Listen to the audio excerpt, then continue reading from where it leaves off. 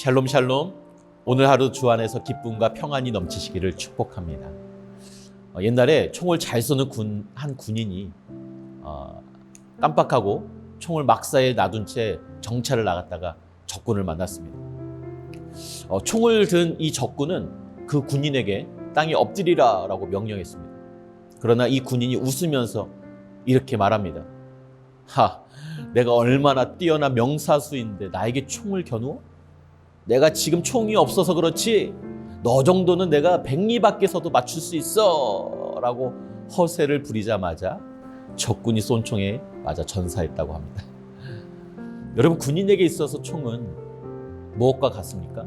바로 우리 크리스찬들에게 하나님의 말씀과 같습니다.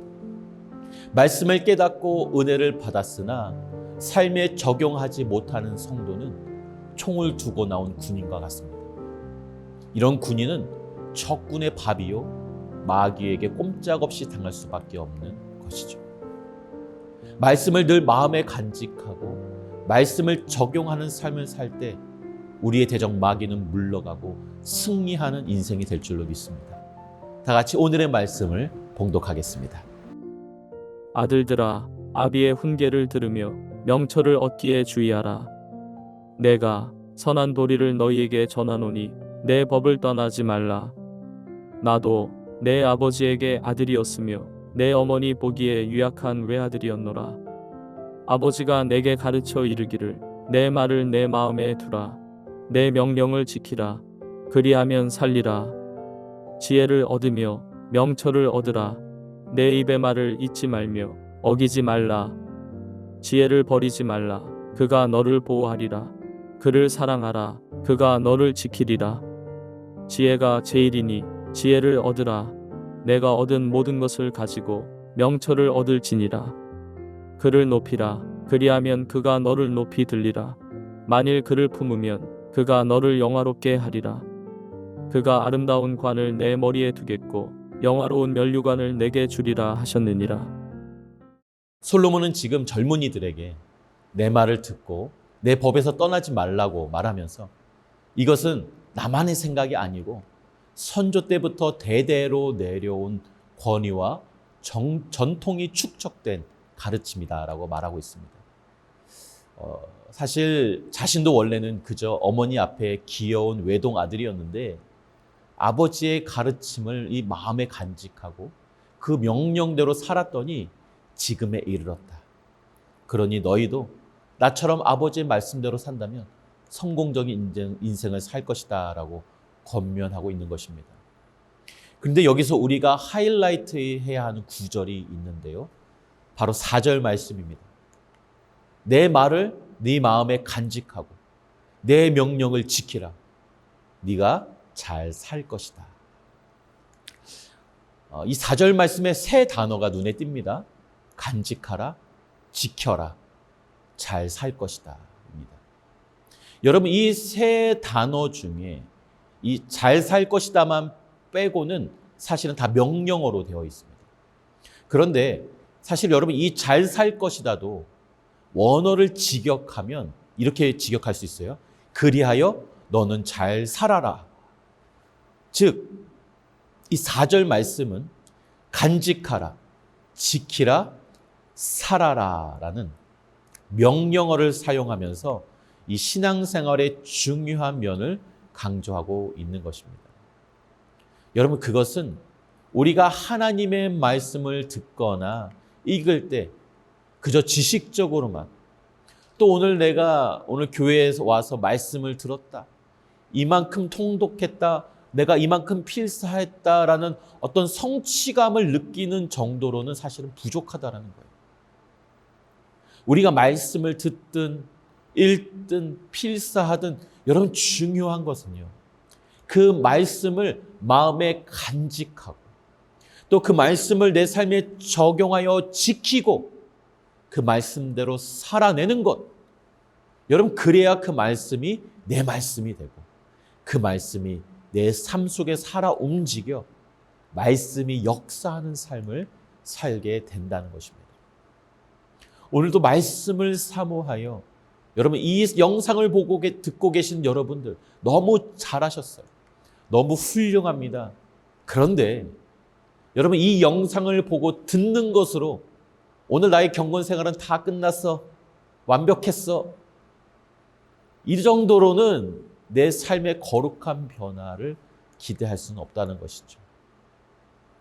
오늘 묵상한 말씀을 잊지 않고 되뇌이고 또 되새겨 마음에 간직하고 그 말씀을 지켜 행하고 그 말씀대로 살아내기 위해 몸부림칠 때, 살아낼 때, 거기까지 우리의 말씀 묵상이 나아가야 한다는 것이죠.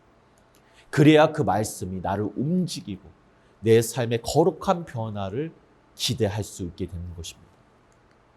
공예배에 와서 말씀을 듣고 삶 가운데 통독하고 암송하고 필사하는 그 말씀들 중에서 나에게 주시는 이 하나님의 말씀을 내 마로 받아 간직하고 지키고 살아내시는 여러분들이 되시기를 바랍니다. 계속해서 그렇다면 솔로몬이 이토록 강조하는 그 가르침, 선조 때부터 자신도 들어온 이 훈계의 가르침은 무엇입니까? 바로 5절에 지혜를 얻으라, 이것입니다. 여러분, 5절부터 9절까지 이 지혜라는 단어를 무려 8번이나 사용하면서 지혜가 최고고 가장 소중하고 지혜를 얻기 위해서라면 너의 모든 것을 다 걸으라, 바치라고 말합니다. 여러분, 사실 이것은 솔로몬의 경험담이에요. 솔로몬이 다윗의 뒤를 이어 왕이 된 후에 여러분 잘 아시다시피 솔로몬은 하나님께 1000번에 해당하는 엄청난 제사를 드렸고 이에 감동한 하나님께서 무엇을 줄까라고 물어보셨을 때 솔로몬은 지체 없이 지혜를 구했습니다. 부와 명예와 강력한 왕권을 구할 수도 있었을 텐데 그는 아버지 다윗에게서 들었었거든. 바로 그 지혜를 구하게 되었고 그리하여 솔로몬은 전무후무한 지혜의 왕이 되었던 것입니다. 이어서 자신이 경험했던 지혜를 가졌을 때 얻게 되는 유익에 대해서 계속 설명하고 있습니다. 지혜를 얻으면 그 지혜가 너를 높일 것이고 너를 존귀하게 하고 너의 머리에 아름다운 화관과 왕관을 씌워줄 것이다. 그런데 여러분, 여기서 흥미로운 점은 이 솔로몬이 지혜를 설명하는데 의인법을 사용해서 마치 지혜가 어떤 한 인물인 양 표현하고 있다는 것이죠. 그 이유는 무엇일까요? 이것은 지혜를 대하는 태도에 관한 것입니다. 지혜를 한낱 나에게 도움을 주는 어떤 대상물 중에 하나로 여기는 것이 아니라 지혜를 인격을 갖춘 존재로 매우 소중한 사람을 대하듯이 지혜를 사랑하고 원하고 추구하고 간직하는 그 태도로 지혜를 대해야 된다고 강조하고 있는 것이죠. 그리고 또 다른 이유가 있습니다.